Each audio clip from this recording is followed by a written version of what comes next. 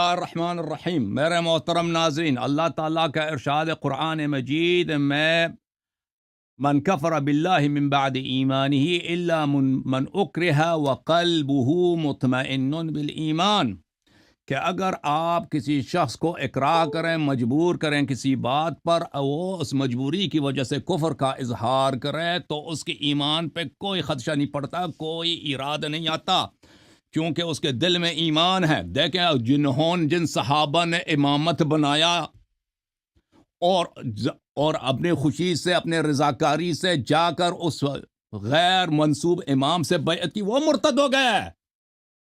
اور جو مکرہ تھے، جن کو مجبور کیا، حدیث تو آپ نے پڑھی، حدیث کے الفاظ کیا ہیں، یہ روضہ کافی ہے. بولیے جاؤ بامیر زبردستی لے کے امیر المؤمنین علیہ السلام کو مکرہن فبایع، اکراہ کے ساتھ.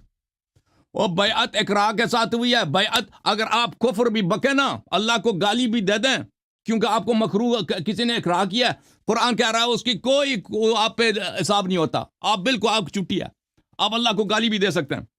تو یہ جو ہوا ہے، آپ نے اکراہ کا آپ نے کیوں آپ نظر انداز کیا ہے، اور اس کے بعد یہ صحابہ کافر ہو گئے، تو اس کے اسی میں دلیل ہے کہ صحابہ نے کیونکہ زبردستی بیعت لی امیر المؤمنین علیہ السلام سے.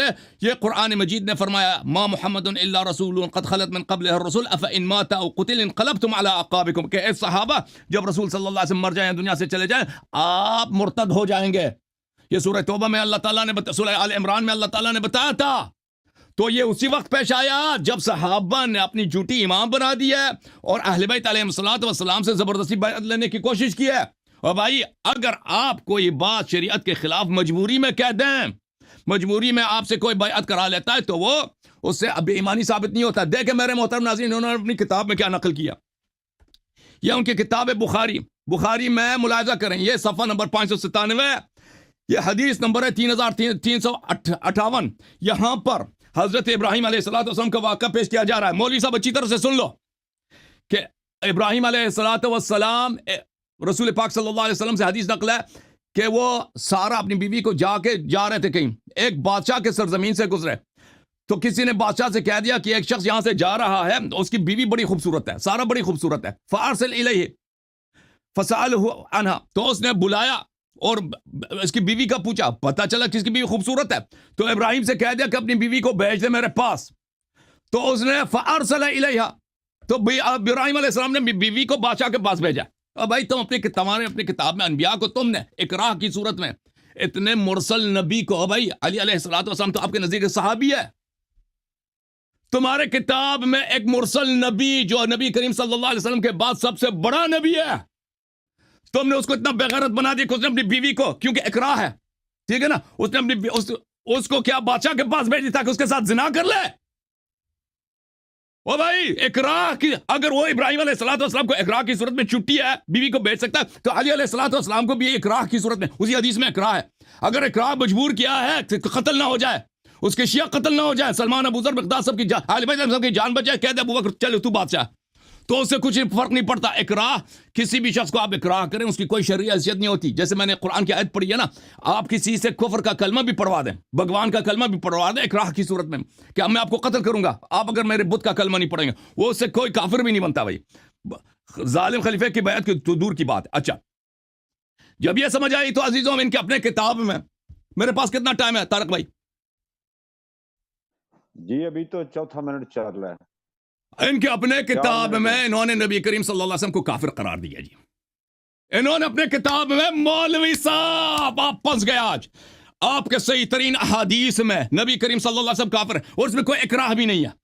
یہ کتاب ہے مسند احمد، جلد نمبر 5، چاپ الرسالہ، تحقیق وہابیوں نے، بڑے کٹر اہل حدیث نے تحقیق کی ہے اس کتاب کی. یہاں پہ حدیث دیکھیں، حدیث نمبر ہے 2845. اس حدیث کو نقل کر کے، صفحہ کون سا ہے؟ صفحہ نمبر ہے 44. نقل کرتے ہیں اسناد والا شرط مسلم، اس کی سند بشرط مسلم صحیح ہے. نبی صلی اللہ علیہ وسلم پہ جب وحی نازل ہوئی ہے، جبرائیل علیہ السلام اس کو اللہ کی جانب سے وحی لے کے آئے ہیں، تو نبی نے خدیجہ سے کہا انی ارا، قال خدیجہ سے کہا انی ارا ضوءا واسمع صوتا، مجھے روشنی نظر آتی ہے اور مجھے آواز سنائی دیتی ہے، وانی اخشى ان یکون بی جنن، مجھے لگتا ہے کہ میں پاگل ہوں.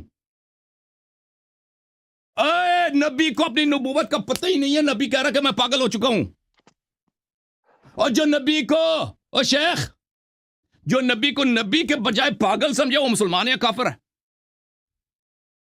تمہارے کتاب میں تیرے ہی نبی نبوت کے اقرار کے بجائے اپنے آپ کو پاگل سمجھ رہے ہیں. اب بھائی تو پہلے اپنی کتاب کو پڑھ لیتے نا. یہ تو اس میں اجماع ہے سب مسلمانوں کو. کوئی نبی صلی اللہ علیہ وسلم کی نبوت میں شک کرے وہ کافر ہے. کوئی بھی شخص ہو. اب کوئی نبی صلی اللہ علیہ وسلم کی نبوت میں شک, اب نبی صلی اللہ علیہ وسلم کو پاگل مان لے. یہ تو کفار اس کو پاگل مانتے تھے, کہتے تھے کہ پاگل ہے. اب نبی صلی اللہ علیہ وسلم خود کہتے ہیں میں پاگل ہوں. یہ اس نے اپنے نبوت پہ شک کیا, اس نے اللہ کے کلام پہ شک کیا, اس نے جبرائیل پہ شک کیا, اس نے وحی پہ شک کیا اور اپنے آپ کو پاگل سمجھا. تو آپ کے کتاب میں تو نبی صلی اللہ علیہ وسلم پاگل ہیں بھائی. اچھا پھر اس کو کیا کیا, اس کو لے کے گئے وہ عیسائی وہ پادری کے پاس. حضرت خدیجہ اس کو لے کے گئے, اپنے چچا کے لڑکا ہے اس کا پادری تھا, پادری کے پاس لے کے گئے. یہ پادری صاحب آؤ بتاؤ فادر, ٹھیک ہے نا. پادری نے کہا کہ نہیں یہ فرشتہ ہے جی.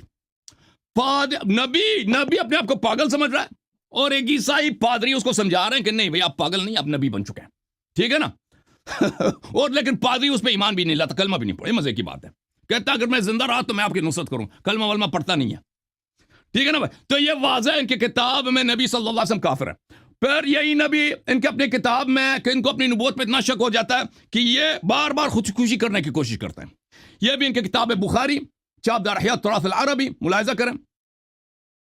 یہ کتاب التعبیر ہے, حدیث نمبر 6982 ہے کہ نبی کریم صلی اللہ علیہ وسلم پہ جب وحی آئی ہے تو راوی کہتا ہے کہ وہ بہت ناراض ہو جاتے تھے, پہاڑی پہ چلتے تھے کہ یتردد من رؤوس شواق الجبال, تاکہ اپنے آپ کو پہاڑی سے پھینک دے, اپنے آپ کو خودکشی کر دیں. اب بھائی صاحب کون کس کے کتاب میں کون کافر ہے؟ تم نے نبی صلی اللہ علیہ وسلم کے لیے کیا عزت چھوڑی ہے شیخ صاحب؟ جو نبی اپنی نبوت پہ اتنا شرط کرتا ہے کہ اس کو جا کے پادری اس کو سمجھاتا ہے کہ تو نبی ہے, پھر وہ جاتا ہے پہاڑی پہ خودکشی کرنے کے لیے, بار بار کئی دفعہ جاتا ہے. ترجمہ دیکھیں اردو زبان میں, یہ کہ صحیح بخاری ہے, حماد صاحب کا ترجمہ ہے. اچھا میں آپ کو دکھاؤں, یہ ہے ترجمہ اس کا, صفحہ نمبر 340 ہے.